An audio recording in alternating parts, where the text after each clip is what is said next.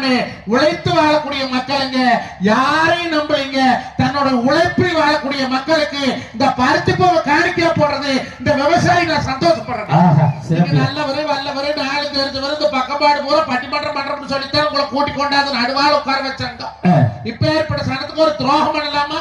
என்னடா துரோகம் பண்ண? நடுவர் அவர்களே, ஊர் தலைவர், உபதலைவர், செயற்குழு உறுப்பினர்கள் எல்லாரும் சேர்ந்து உங்களுக்கு பொன்னாட ஊத்துறாங்களே, அவங்க நாளைக்கு கூட்டத்துல இப்படி பேசுவாங்களே, இந்த பாதிவா கொண்டாந்து உட்கார வச்சு நவி கேட்டா நான் என்ன பதில் சொல்லுவேன்? இப்படி பண்ணலாமா? என்னடா பண்ண?